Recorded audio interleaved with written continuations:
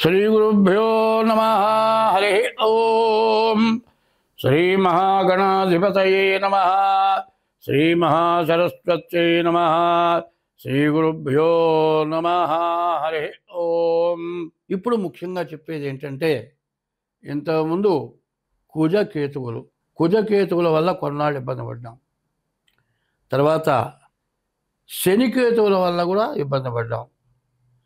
శనికేతువుల వల్ల రేపు వచ్చే 13వ తారీఖు వరకు కూడా శనికేతువుల వల్ల ఉపద్రవాలు, రకరకాలైన ఉపద్రవాలు, వరదలు, భూకంపాలు, సమస్యలు, నీటి కాలుష్యాలు, రకరకాలైన వ్యాధులు, ఎవరు రక్షించుకోలేనటువంటి పరిస్థితులు, ఇవన్నీ కూడా కుజకేతువులు, శనికేతువులు, శని వక్రించిన శని, మరి కుజుడు కంజలో ఉన్న కుజుడు, మరి మీనంలో ఉన్న శని వల్ల వచ్చినాయి.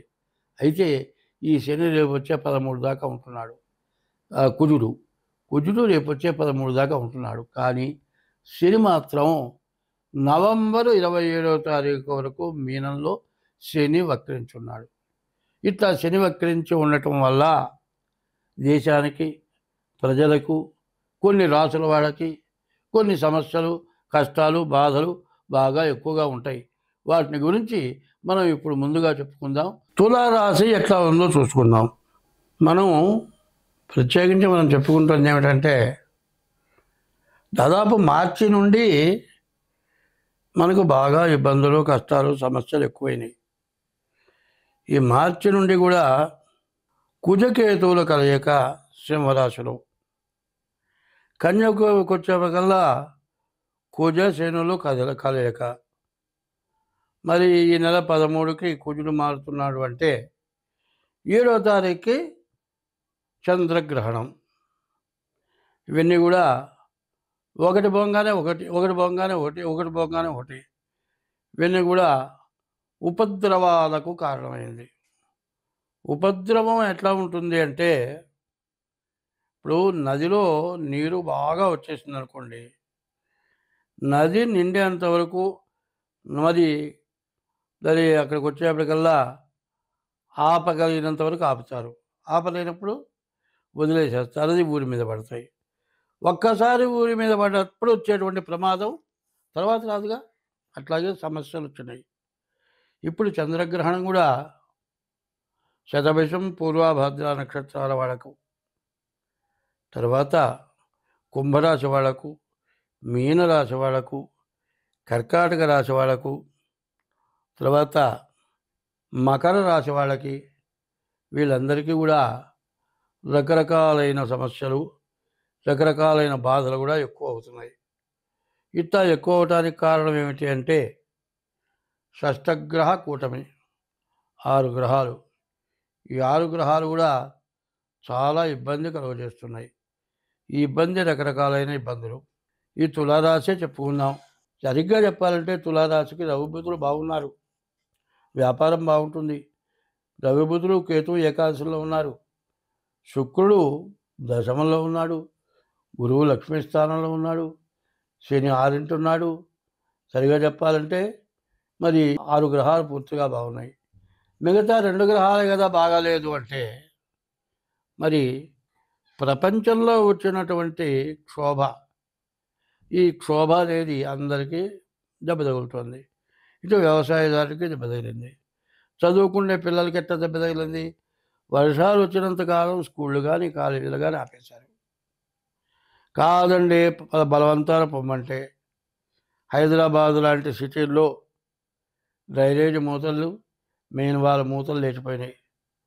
పోతూ పోతూ నీళ్లు బాగా మోకాళ్ళ పైన వచ్చినాయి. నీళ్లు తెలియక మెయిన్ వాళ్ళలో పడి ప్రాణం పోయిన వాళ్ళు ఉన్నారు. ఇట్లాంటి సమస్యలు వస్తాయి. కాబట్టి ముందుగా జనాల్ని బయట తిరగకుండా, పిల్లల్ని, కాలేజీ విద్యార్థుల్ని, వీళ్ళందరినీ ఆపేశారు. కానీ ఉద్యోగులకి తప్పలా. ఉద్యోగాలు వెళ్ళటం వల్ల వాళ్ళకి ఇబ్బంది, చదువుకునే పిల్లలకి ఇబ్బంది, వ్యవసాయదారులకు ఇబ్బంది, ఉద్యోగరీత్యా సమస్యలు. వెళ్ళిన వాళ్ళు ఇంటికి రావటానికి వీల్లేదు, ఇంటి దగ్గర నుంచి బయటికి పోవటానికి వీల్లేదు. ఇట్లా సమస్యలు. అదే కాదండి, బాగా ఇవాళ చెప్పాలంటే మరి అపార్ట్మెంట్లో మరి షెల్లార్లు ఉన్నాయి. షెల్లార్లు లోపల అండర్ గ్రౌండ్లో ఉన్నాయి. షెల్లార్లో కార్లు మునిగిపోయి ఒక్కొక్క కారుకి, కొత్త కారు కూడా 3 లక్షలు, 4 లక్షలు, 5 లక్షలు ఖర్చు పెట్టుకున్నారు. ఇట్లాంటి సమస్యలన్నీ ఇబ్బందులు అవుతాయేమోనని ముందుగా సమస్యలు వస్తున్నాయి, జాగ్రత్త అని చెప్పాను. ఇప్పటికి దాదాపు 3 వంతుల సమస్యలు ఉన్నాయి. నవంబరు 27 వరకు శని వక్రించినటువంటి దుష్ఫలితం మనకు బాగా ముందు కూడా ఇబ్బందులు పూర్తిగా రాబోతూ ఉన్నాయి. కాబట్టి ఈ తులారాశి వాళ్ళు కూడా వ్యవసాయదారులు కావచ్చు, చదువుకునే పిల్లలు కావచ్చు, ఉద్యోగస్తులు కావచ్చు, వ్యాపారస్తులకు వ్యాపారం బాగా ఉన్నది, కానీ ఇంట్లో వాళ్ళకి అనారోగ్యం వచ్చిందనుకోండి, వచ్చిన ఆదాయం కాదు, ఇంకా ఇంట్లో ఉన్న డబ్బులు కూడా ఖర్చు పెట్టాలి. ఇట్లాంటి సమస్యలు రకరకాలుగా వస్తున్నాయి. కాబట్టి ముందుగా ఈ తులారాశి వాళ్ళు కూడా మీ జాతక రీత్యా ఎట్లా ఉందో జాతకం చూపించుకుంటేనే ఎంతైనా మంచిది. అట్లా ఉంటే కానీ మీకు అన్ని విధాలా బాగుండదు. అన్ని విధాలా మీరు బాగుండాలంటే ఉంటే డేట్ ఆఫ్ బర్త్ ద్వారా, లేకపోతే హస్త సాముద్రిక ద్వారా మీ జాతకం చూపించుకోవటం.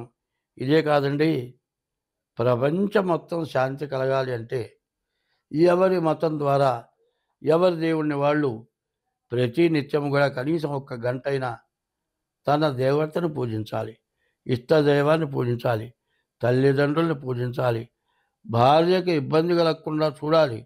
మరి కుటుంబం అనేటప్పటికల్లా భార్య, పిల్లలు, భర్త, వీళ్ళందరూ కూడా ఎవరు ఇబ్బంది కలగకుండా ఉండాలి. సన్యాసి సుఖీ, సంసారి దుఃఖి అన్నారు. కాది సంసారి దుఃఖి, సన్యాసే సుఖి.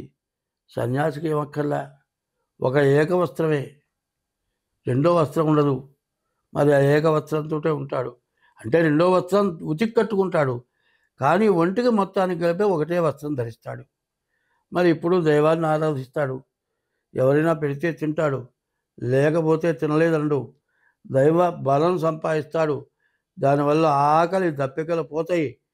ఆఖరికి భార్య పిల్లల్ని కాదు, సన్యాసిని కానీ, పీఠాధిపతిని కానీ, వాళ్ళకి ఏది కావాలో అది చూడవలసిన బాధ్యత గృహస్థుకు ఉంది. గృహస్థాశ్రమ ధర్మం. మీ జాతక రీత్యా జాగ్రత్త పడితే మీకు పరివర్తన జరుగుతుంది. పరివర్తన కాకుండా నష్టాలు ఎక్కువగా జరుగుతాయి. కాబట్టి జాగ్రత్త పడవలసిందిగా కోరుతూ ఉన్నాను. స్వస్తి.